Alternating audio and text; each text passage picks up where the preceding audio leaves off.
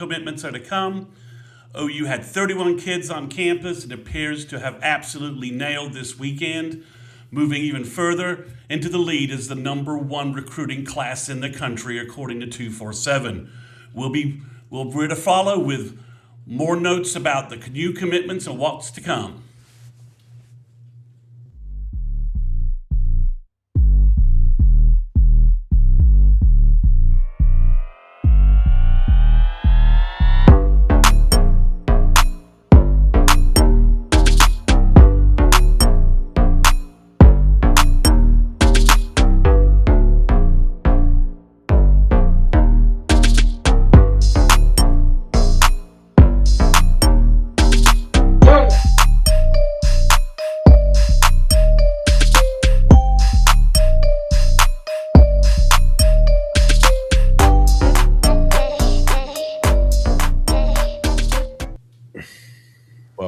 Welcome back to Recruit Intel, Hall of Fame College Football, the Horns Down podcast, and of course, Mr. Mason, Kchris Mason from Sooners 360. Hey, what a big day today, gentlemen. And it looks like it could be continuing to get a little bit bigger, Mr. Mason. So 3 commitments on the board already. There's a good chance that maybe another one's going to fall tonight. And there's probably 2 or 3 other kids that could fall in the next week or 4 or 5 days or week or so, just kind of waiting for their graphics, waiting to go home, get their decisions queued up. So basically just a slam dunk for OU recruiting this weekend. And started off with, we'll just go through the commits real quick, and then we can talk about them a little bit more in depth. But for those playing catch up, and not on Twitter every minute over the last 12 hours. It started with a bang with Jameson Roberts, the quarterback from Alabama, from Saraland, Alabama, that's been OU's QB focus since they lost Peyton Houston. Then we got Tyson Ross, a versatile, athletic offensive lineman from Kansas that Bill Bedenbaugh has seen in camp for the last 2 years and really likes. Guy with a lot of versatility, massive ceiling at offensive line. And then about an hour ago, OU got a commitment from another Alabama player, safety Jalen Scott, who is a top 200 player in the country. Top 150 is his highest ranking area by one of the services. And that gives OU 3 commits, moving them to 17 commitments for the year, which is kind of a crazy number when you think about it. To be at before they even start spring practice. They had 31 kids on campus. That's counting, when you add in the verbals tonight, that's 15 verbal commitments on campus. So those kids are all hanging out together, and you can only imagine that there's some casual peer pressure going on. These guys know each other. They're all in social media chat rooms together. And they're all together. So, guys, hit us up with the questions you wanna talk about. But I think Scott's the highest rated guy. But I think on some level, Jameson Roberts from the 3 commits right now is the biggest name OU added. Well, when you quarterbacks, you're muted there, Kchris. But quarterbacks generally are the big names, right? Whenever you get a guy like this, and he's been running up the rankings anyways, but I'll pass it on to you, Kchris. It seems like, is that the biggest one for you? Right now, I want to say so, but that was kind of honestly leading into what I was going to ask. I was going to ask you two, just with these 3 that we got, what are the breakdowns? What are we getting? Obviously we see the names, we see the stars, or whatever the case may be, but what are we actually getting in these quarterbacks? I know a lot of people still were kind of a little bit in the dark, hoping that maybe we would swing back to a Peyton Houston, guys like that. When you look at both of their film, you're saying, hey, Peyton Houston has all the tools, but this Robinson kid has all the tools as well. Plus, it helps he's 6'3", right? So you look at that. And the offensive lineman, Kchris Mason, I'll probably rely on you for that. But you get another safety in this class that that these guys are really excited about. And with Brandon Hall and the recruiting staff that we have. So just wanted to see what's the breakdown. What are we getting in these 3 guys here? Well, I think I'll put Roberts aside, so I'll talk Ross for just a moment. Ross is 6'4.5", maybe 290, 280, somewhere in that range. And what I love about offensive line recruits is when they have been in summer camp with Bill, so that they know kind of what they're getting from Bill. Bill's seen their coachability. He's seen their talent level, their fundamental level.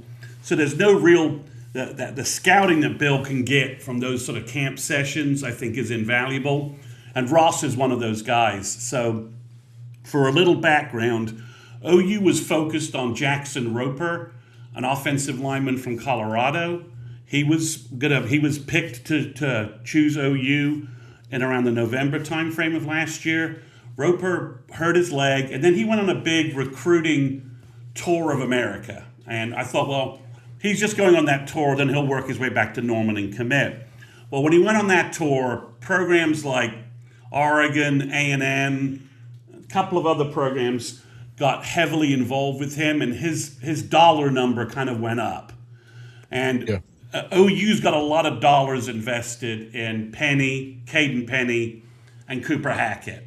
So there's a number of the top two guys in the country. Two of the top five guys in the country. And it's actually like, of those top five guys, there's two other guys that really wanted OU to recruit them. But Jim Nagy, he's managing his salary cap. We've talked about this any number of times.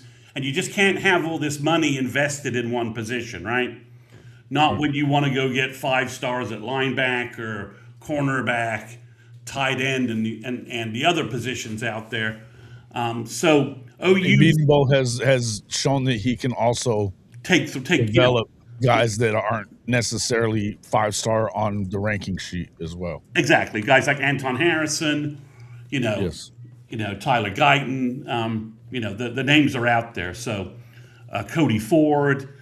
So Tyson Ross also fits that versatility quote that Nagy gave, that he wants offensive linemen that can play multiple positions. And Tyson Ross can play guard, he can play tackle. So this gives you a guy that he can play guard, he can play tackle. He's 6'4" with good wingspan, but he'll be like 6'4", 310, 315. He has a really big frame. So this is a nice athletic addition. K-State really wanted him. Oregon wanted him. Some other schools are trying to get involved. You basically locked him up. And I think, to Chris knows this is a point with me. That's 4 offensive linemen committed. We need 5. They had 3 other guys on campus today. I bet they get at least one more of those. Maybe they go for a 6 if they can get them. But if you can have 4 offensive linemen verbal before spring ball starts, that's huge for OU in terms of their numbers and refreshing their numbers. And just to continue to just make a short story long, you now have Luke Wilson, who's a right tackle or a right guard. You've got Cooper Hackett, who is the quintessential prototype left tackle. You've got Caden Penny, who can play guard or tackle. And they're shooting for Gus Corsair, who was on campus today, to be their center. So you'd have basically just 2 guys who maybe you have a definite position defined for them. You want Cooper Hackett playing left tackle. You want Gus Corsair playing center. But the other 3 guys have tackle, guard flexibility. And I think you could even, Rossi is athletic enough to play center if he can snap the ball. And I think we don't know that until he actually does it. I mean, I didn't think we didn't really know Fabechi Wewu was this good a center until he played it. So Bill, right? Bill's able to coach guys up to be centers. So I just love that 4 group of offensive linemen. But Jalen Scott, the important part of Jalen Scott is that there's an in-state safety, that's harder to say than I imagined, Samaj Stanford, who isn't looking at Oklahoma. He's probably going outside.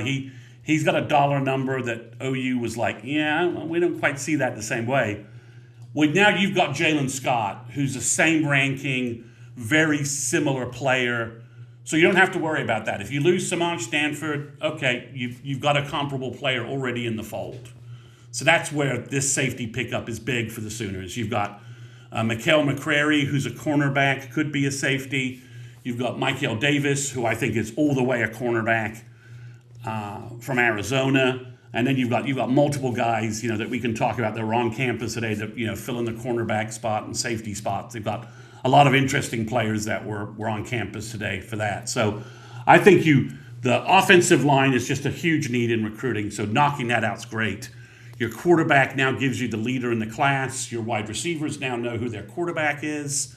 That's always reassuring.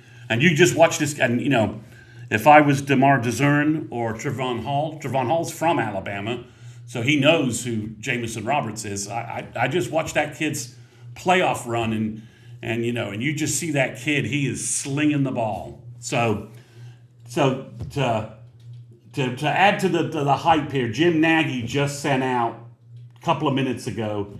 It's only 7:30 Central Time. Not done yet. #Future Freaks. So.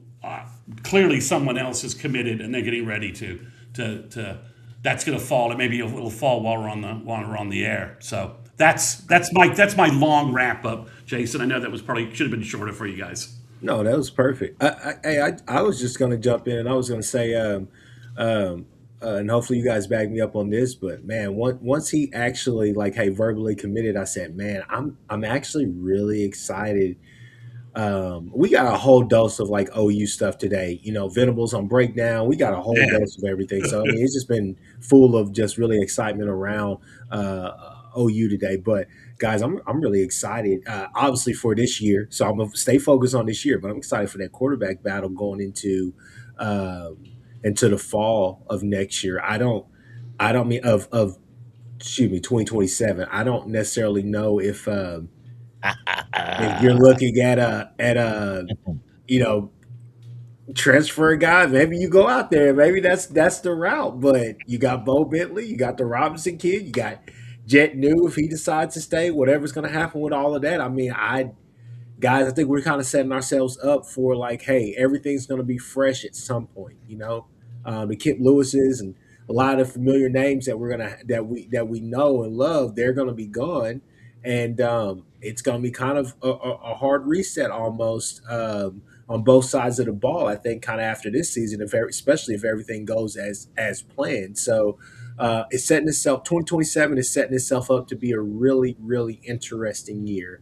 And we'll cover that when we get there. But just wanted to throw that out there. That I'm really excited about that. I like that you threw that out there, Kchris. I like that you threw that out there. Yeah. Yeah, listen, I think and Newbarrow there, so. No, I think Jameson Roberts, I think that there's a couple of things that you'd like to see him touch up on a little bit, but his size, his arm ability is different than these other guys, right? And his athleticism is different than these other guys. Just in watching him, I think there's, obviously athleticism is through the roof. I think he's going to continue to climb up the ranks, and from everything I've heard from people in Alabama that have been watching him is that he's they all think he's the real deal, right? So I was going to ask about that. Do we feel like that's going to end up turning into a situation where is it going to maybe get a guy like some of these other offensive weapons because you talked about it before that maybe the most important one is Roberts. Is it because of the guys that are about to follow? Well, I think it helps you with the existing wide receivers you've got, right? They now know who their quarterback is, and they're in both of the wide receiver verbals are on campus with him. So that's huge, right? I mean, he just basically committed, turned in his chip, and they're already committed. So I think that helps greatly. But I think, it's a commitment breakout, sort of party event here on this live stream. So let me hype it up a little bit. When I watch Jameson Roberts, the high school film, it kind of reminds me of, and his frame and the way he throws the ball and his mobility. Yeah, we'll get back to Robert Wargier's post in just a second. It's the Clemson massagist. It's Deshaun Watson. That's his height. That's his upper ceiling. That's who he reminds me of. And he went crazy in the Alabama playoffs against the best. He played the best against the best competition he saw. And that was his first year playing quarterback because he was a backup behind the guy that went to Texas. Texas's backup quarterback, Lacey, I think is his last name. We don't have our regular Longhorns here and there to correct me here. So this was his first year. I think there's a good chance if he can get an Elite 11 invite that I think Roberts could work his way into being a top 10 quarterback in this class, top 100, top 150, something like that. His skill set and his frame. Yeah, that's what I was saying. His frame, his arm ability. Now, like I said, I think his mechanics. You always want to see him be a little cleaner, you know. Yeah. But I would tell you that I like what you see athleticism wise. You can't teach that part. No, you can't, and it's just. And like I said, he played his best against the best competition. That's the leadership and intangible stuff that you like to see, right? When he's playing the best against the best competition, and he raised his game in the playoffs. If you watch his huddle highlights and you can watch his playoff games, you're like, wow, he's playing better than he was in the season. So you can see that his development curve, that the runway there is it's extensive. Which was the only concern I had a little bit about Peyton Houston, right? He threw for like 6,000 yards. He at Evangel. He had this fantastic junior year. Was he really getting any better? I mean, was he going to get any better? And and I've talked to folks that have stood next to Peyton Houston, and they're pretty sure that he's about 5'9.5". So. I don't know about that. Is it a sure thing that he's going to still go to LSU with Lane? Because it didn't. Yeah, it seems like he's buying into that. They're keeping up their NIL. Not that I care at this point. I was just asking. I mean, yeah, but after OU offered Roberts, and after they saw him in the playoffs, OU never really wavered. Yeah, Roberts was their guy. He was their focus. They didn't offer anybody else, and this seems to have really paid off because. In the last 12 weeks, Florida, Auburn, Ole Miss, and Georgia have offered Roberts, and they all wanted him. But they were kind of separating their interest on three other multiple quarterbacks, whereas OU was basically telling Roberts, well, it's nice that UGA offered you, but they're also recruiting 4 other guys. You're our guy, and that message sunk in with Roberts. And plus, he's a culture fit. He visited for the Missouri game and was like blown away, and he's emphasized a lot of the things like the family environment, the culture fit that Brent has really fits with his parents and his and the way he's coached, and Arbuckle did a good job going out in January, visiting with the family and making sure that they knew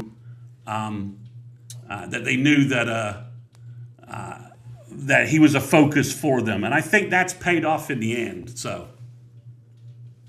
do you want to pull up a call-in show there, Kchris? Hell no. Not with that guy. Not with that. He don't ever talk to me. I don't know what's up with that. Uncle got mad at me or something. I don't know. All right, so let me go back to this because this came up. All right, so there were 31 kids on campus.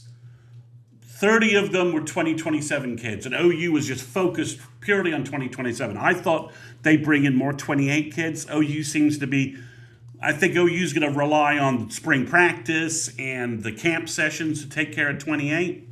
The only 28 kid they brought in was Kellen Hall, the number 1 defensive tackle for 2028 by 247. He's the number, I think, 10 player in the country, according to them. And he's 6'4", 265. He dominated as a sophomore in OU's summer camp last summer. And everybody who saw him, Josh McQuistion, Brandon Drum, all the folks that were there watching him at the OU summer camp event said this kid is unbelievable. He's a 5-star. He's a Gerald McCoy, David Stone kind of prospect. Well, he's back on campus today. That's the 4th time he's been on OU's campus. He got to see OU play, I think, twice last fall. Then he got to see OU beat Tennessee because Tennessee invited him in for a visit. Then he got to see OU beat Alabama because Alabama had him the next week. So now he's back on campus, and Steve Wiltfong, who is the national guru for rivals, just basically predicted he thinks OU's going to get Kellen Hall, and it might not take that long. So we're talking that, Todd Bates, Brent could seriously have their second possible commitment for 2028. Real quick. Did somebody fall?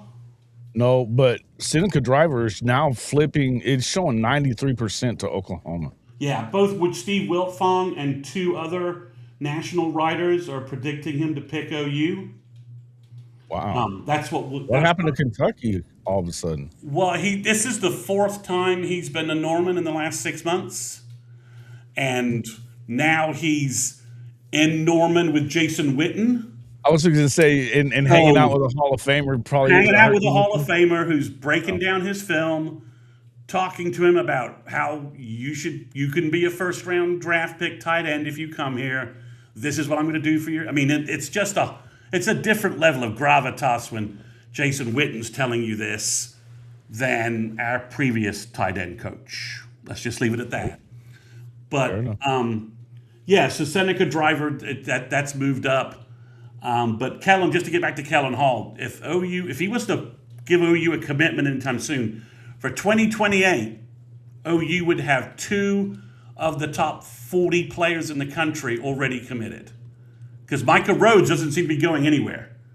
He's giving Dylan McCullough every chance to recruit him, and he hasn't decommitted. So you'd have the number 1 running back and the number 1 defensive tackle in your class this early. So to say OU's on a bit of a recruiting heater is kind of an understatement. So we've got some questions about some different players that be happy to talk about. Cedric Marsh, I got nothing on him. I believe that he was on campus. The only guy who two guys couldn't make it in. Brian Swanson wasn't able to make it in. I don't know why. I think he'll probably try and come up for maybe a spring practice or maybe the spring game because OU's got events coming up. And then Cooper Hackett's basketball schedule screwed up his ability to come to campus today. So he had a basketball game today, I believe, because I believe they lost. Driver committed? I don't know that's the case. I got Kendall Wells hitting another home run. And, okay, so guys, Seneca Driver just committed to Oklahoma. Hayes Forsett just posted that. He is the number 18 player in the country, the number 1 tight end in the country. He's a 5-star guy. If you've been following my podcast, or you've been following, I'm getting like 15 text messages from different folks telling me Driver committed. If you follow my podcast, or if you're on Recruiting Intel on Mondays when we regularly go, I've been calling Seneca Driver Jermaine Grisham. That's who he is. That's who, when I watch his film, that's the name that leaps out to me. And other than Mark Andrews, that's the 2 best tight ends OU's had in the last 25 years, right? I think that's and I think Jermaine was better than Andrews was. Well, Andrews' pro career has been pretty damn awesome. I don't care about that. He got hurt in the NFL, but he was really good at the NFL too. No, he was good. I mean, you and I want to go in a death match on Jermaine versus Mark Andrews. That's a great conversation. That's hard to lose either side. Yeah, really, I mean that's like Tommy Harris versus Gerald McCoy. Why am I picking? But I'm not doing it. It's Keith Jackson to me than everybody else. But that's fair. That's fair. On the pantheon, but that's how good this guy is. He's 6'6", 240, closer to 6'7".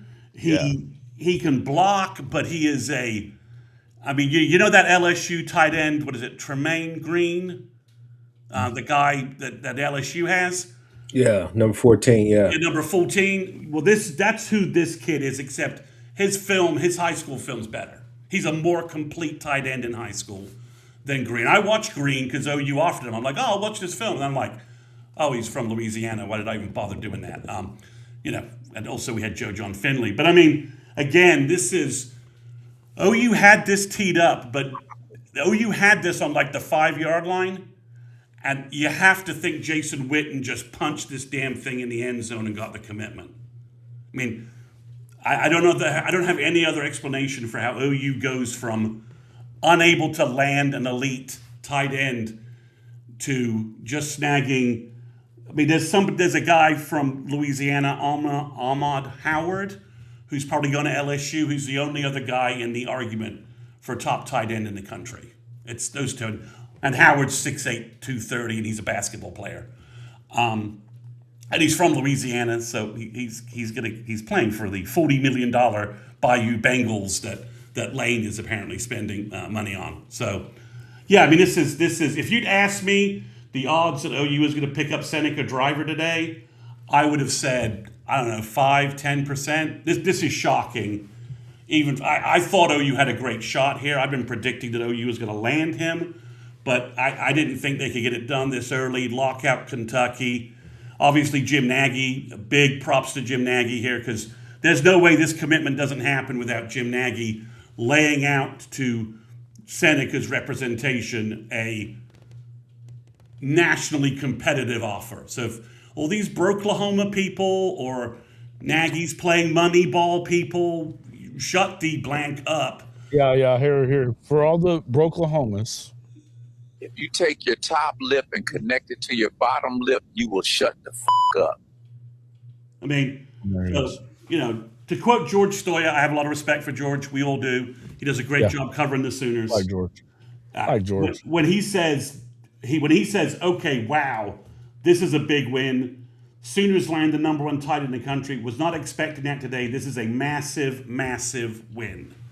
So when somebody like George says that, who I have a lot of respect for in terms of him following the program and knowing what's going on, I mean, this is shocking. I mean, this is a 5-star tight end. We have not had a player like this out of high school since Jermaine Grisham. This is the last tight end ranked this highly. And even Jermaine was underranked.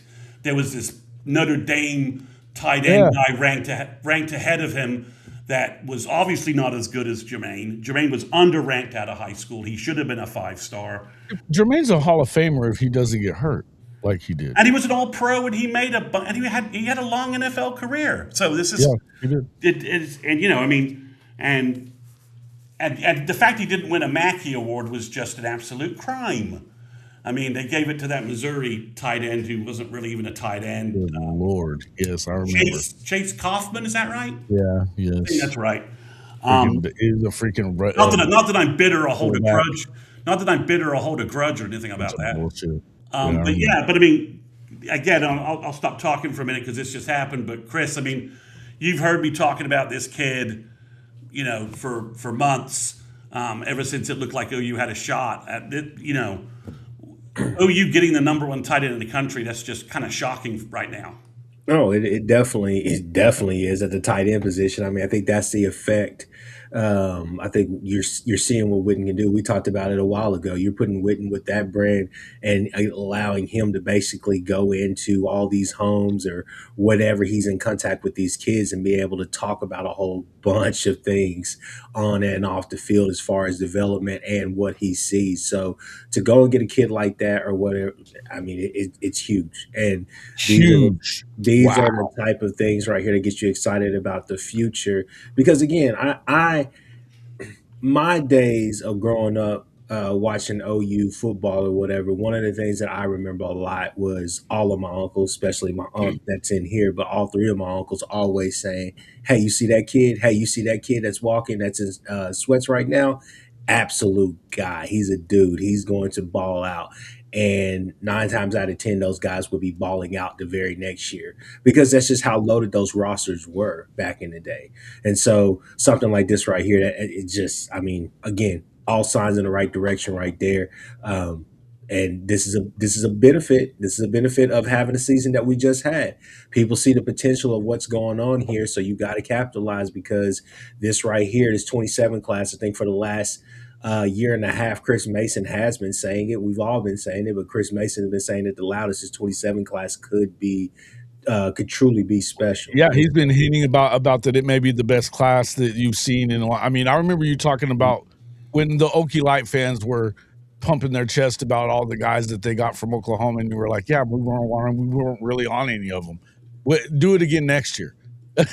You know what I mean? I just remember you talking about that. So, Yeah, I mean, obviously, and yes, we know, Benji, you have to keep all these guys until the end.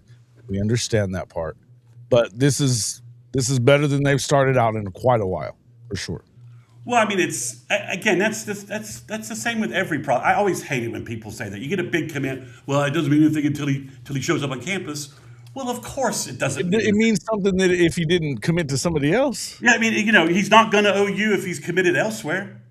Yeah. So Rivals has a weird ranking system where they only rank the top 4 players in the class right now. It's they're kind of measuring the quantity so that somebody isn't number 1 just because they've loaded up on players. Although OU has 18 commitments, so that kind of works with OU. But OU was 3rd starting the day. They're now the number 1. They're now the number 1 class. I was say they got to be number 1 because they've got 4 guys in the top 30. They are. So, yep, Lucas. It's one of those. If you're a recruitnik like me, this is like Christmas. It's like, it's like Christmas. Okay. Well, whatever. Okay, Benji. Let us enjoy our moment. All right. You guys have a big weekend some other time, and I'll give you guys your props. I got another one for him. The brand has finally returned. F your brand. So OU's now number 1 on Rivals, number 1 on 247. And on 247, OU last year with 25 players had a class that had around 250 points. If the 247 page will load, I'll give you the new number. All right. Of course, they're experiencing technical issues. Well, of course they are. All these OU fans are hitting the damn thing at the same time. They're loaded up that damn OU fans have crushed. Yeah, it won't reload for me either. OU Insiders just crashed on me. I'll get back to it in a minute. But so OU is basically with Seneca Driver is going to be close to their score from last year on March 7th.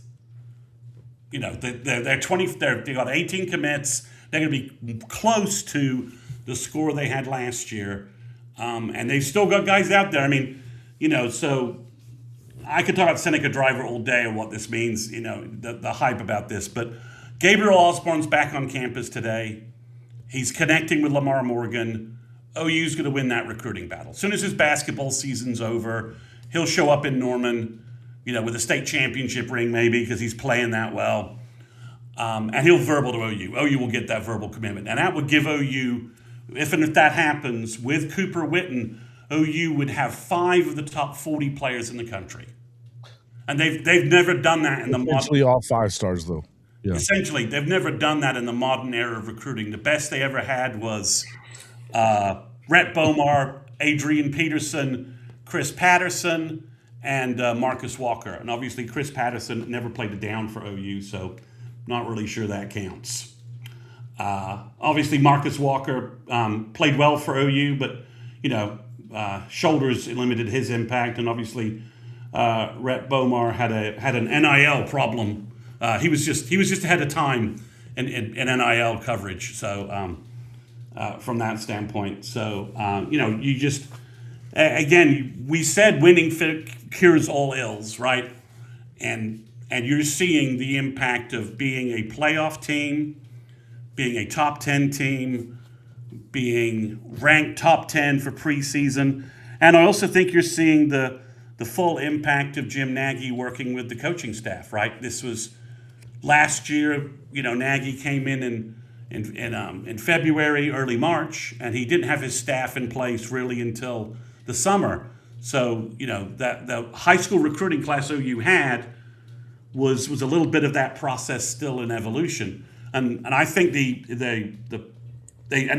surged at the end, getting Hatton, Jasir Rogers and Jaden Petit. And if you didn't hear Brent today, Brent was raving about Jasir Rogers. So, and he was raving about Hatton, and he was talking up Jaden Petit. So those three guys, Brent were on Brent's mind today. Well, on that video. So I think they did a good job there. The portal, they did a good job, and then now high school recruiting is the efficacy of what they're doing. The efficiency of it is pretty amazing. I mean, they got 31 kids on campus that they wanted. They've got four massive verbal commitments. There's probably a couple more coming.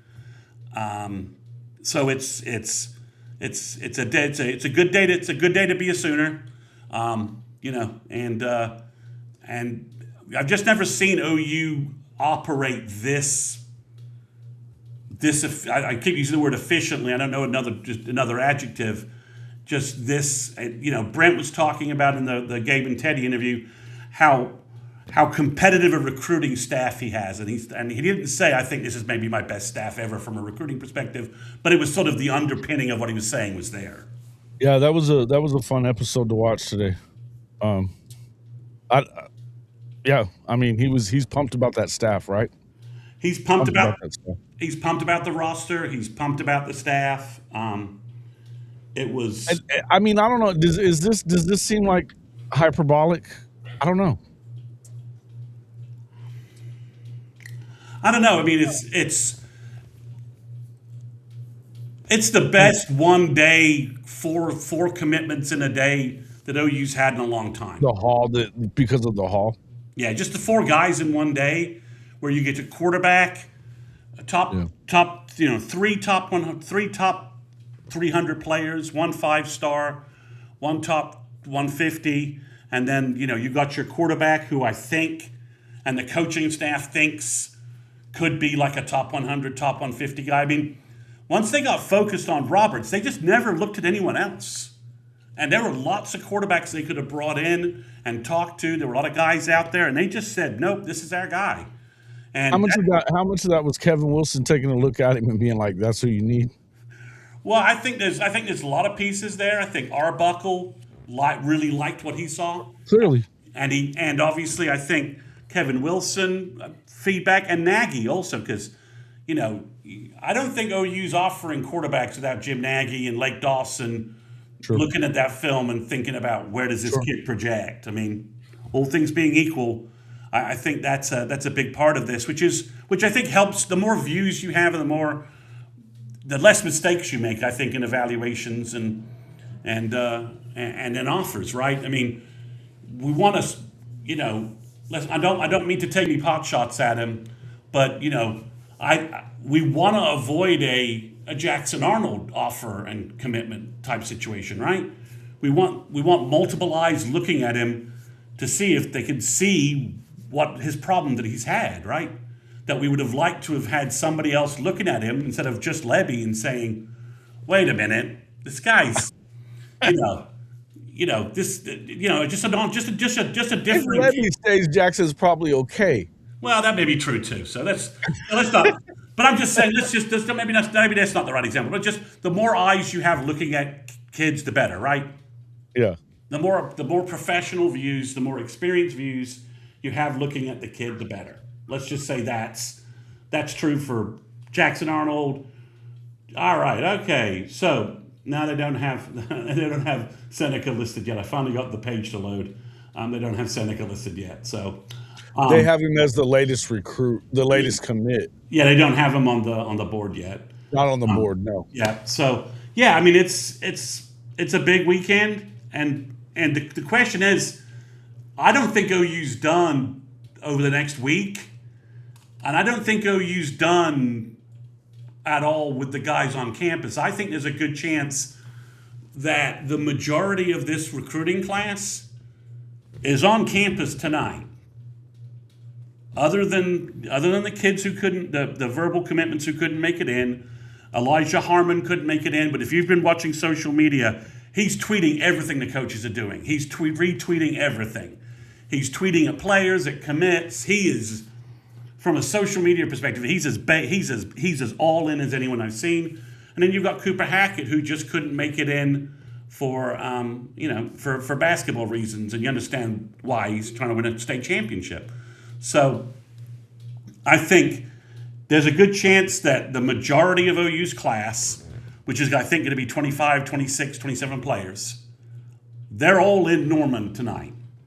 There's a very good chance that there's only maybe one or two guys that aren't in Norman that end up representing this whole recruiting class. So that's how well they're recruiting. They're at 18 right now, so they need about another nine more kids. And I think, but by the time we do Sooner Intel on Thursday, I think OU could be at 20.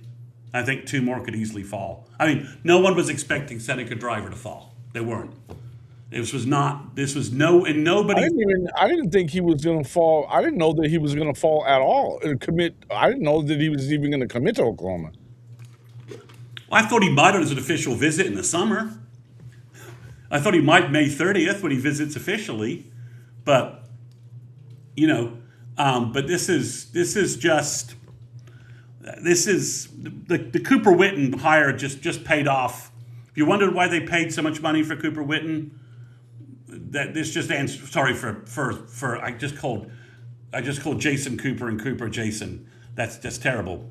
So if you wondered why they gave so much money to Jason, it all up, buddy. We're gonna add it all up.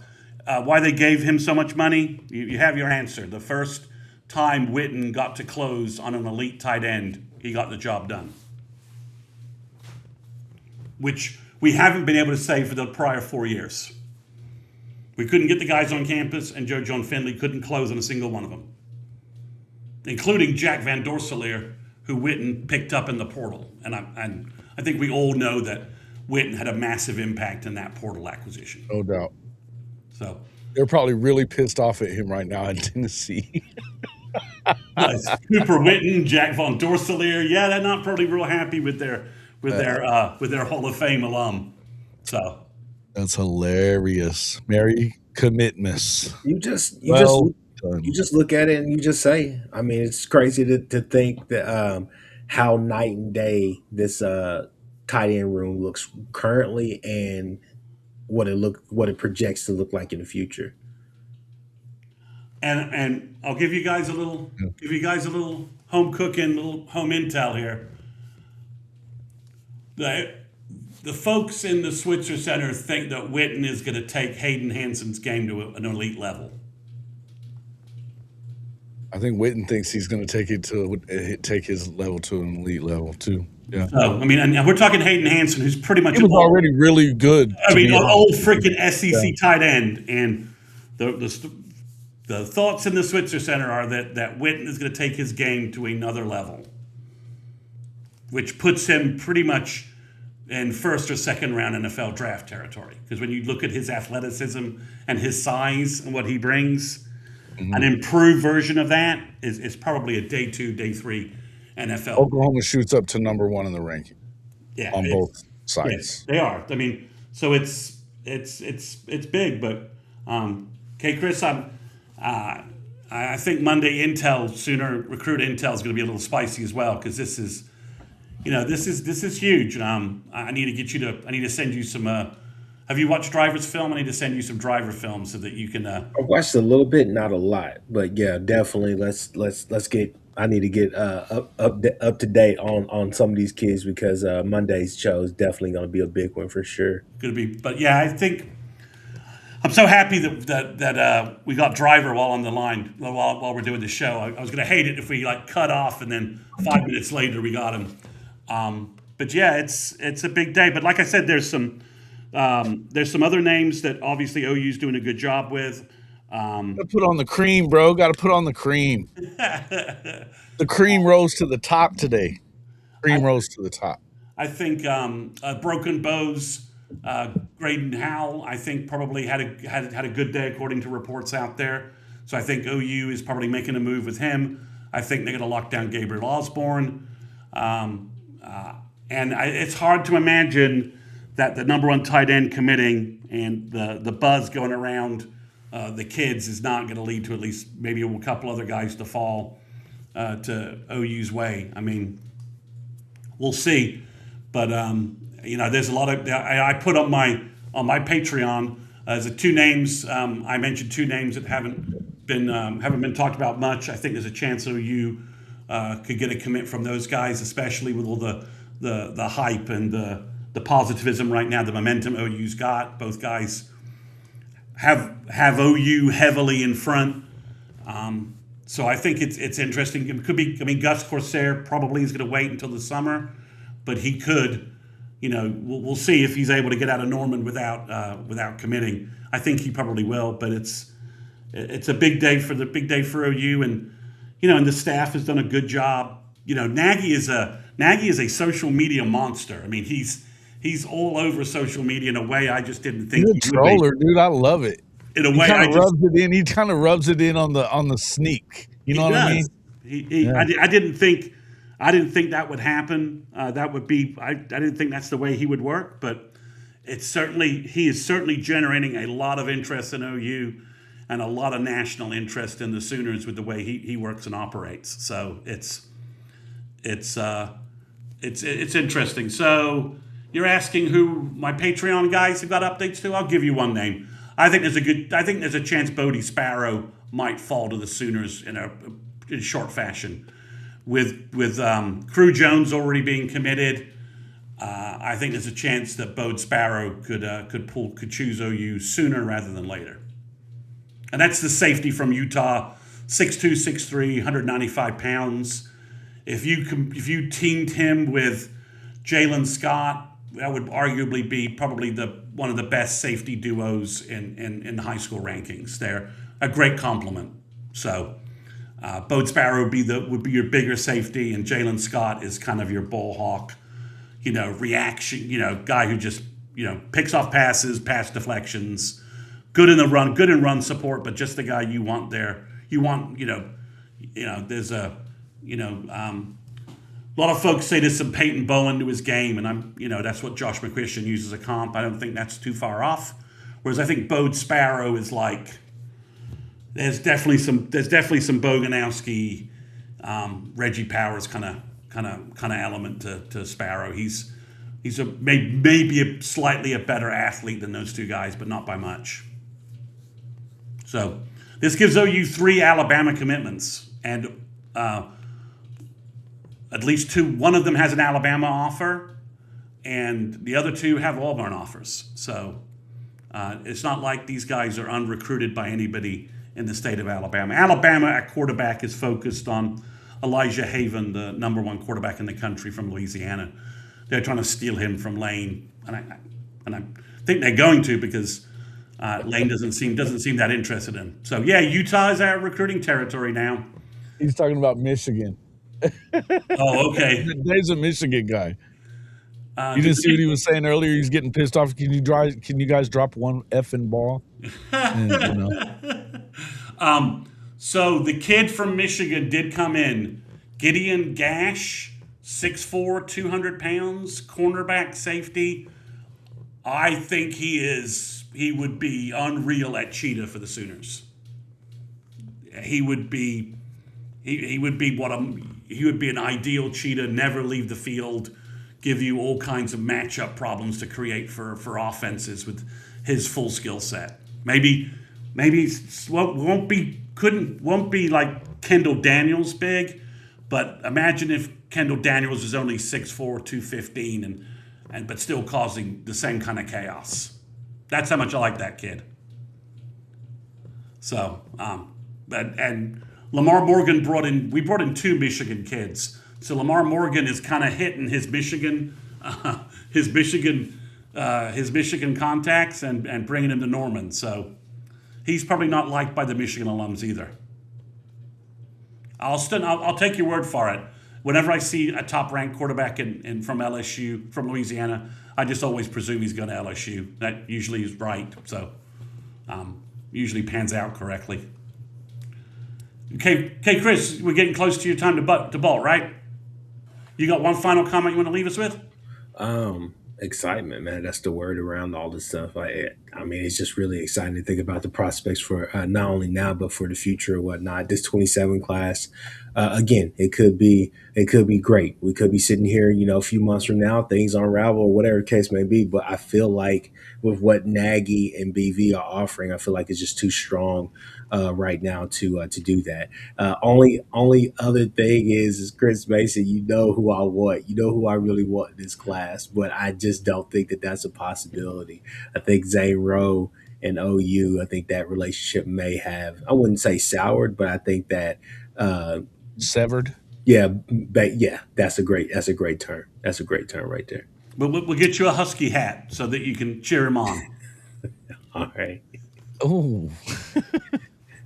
No, look, I think I'm with you though. I think it's a huge day. I mean, I don't know that it is. Look, they haven't been doing recruiting rankings forever, but this is a huge day.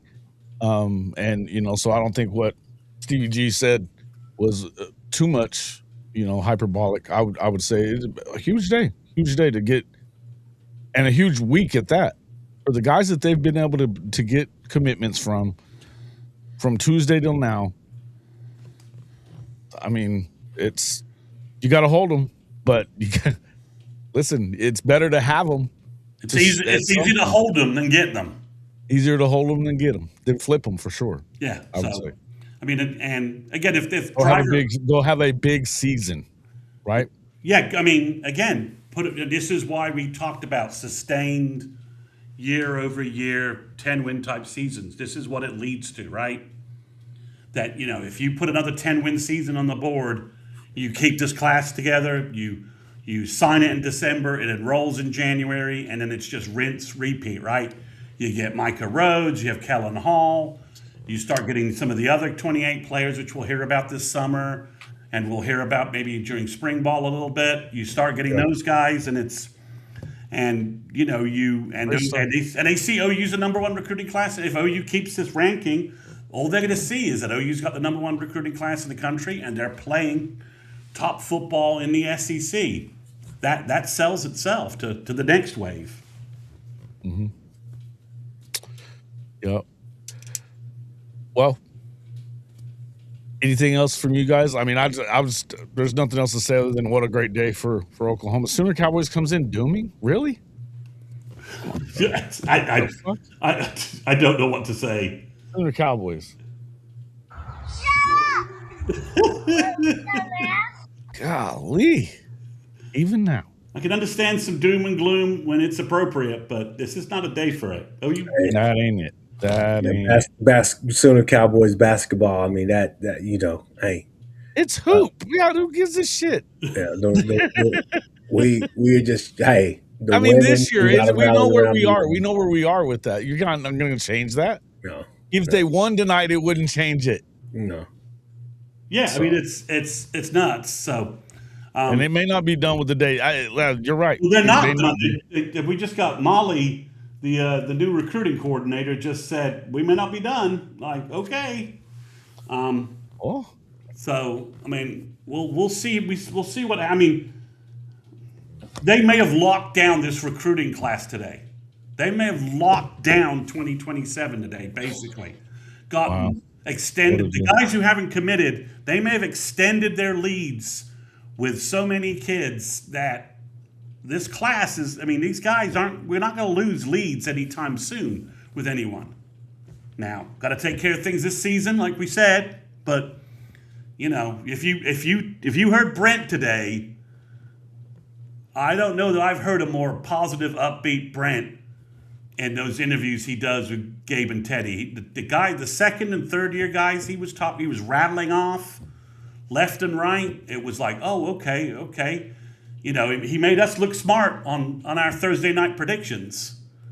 He was making us look smart about our Thursday night predictions from Sooner Intel. If you didn't listen to Sooner Intel's episode on Thursday, go listen to a replay, because we were predicting, we said this guy needs to be big, and Brent just rattled them off almost every one. So, it's good day. So, guys, we'll be back Monday night for recruiting intel. We may have more stuff to talk about. I'm going to send Kchris some film so we can catch up on some guys, so we can get some Kchris evaluation on some of these guys. so we could talk about that. And Send me some of that. Send me the film I you're will, talking about. I'll send it to both of you guys. And Jason, if you're free to join us on Monday night, always happy to have you. So Yeah. Okay. and if you want me, Jason, if you want me on this week on your whatever shows you're doing to talk about who he's recruiting, Yeah. So just let me know. probably get you to come on Big Monday if you want to. If you want to come on Monday morning. Send me the info. I'll be there. All right. Sounds good. Guys, appreciate everybody coming in. Stay tuned. We may be back. You never know. See you on the next one. Horns down.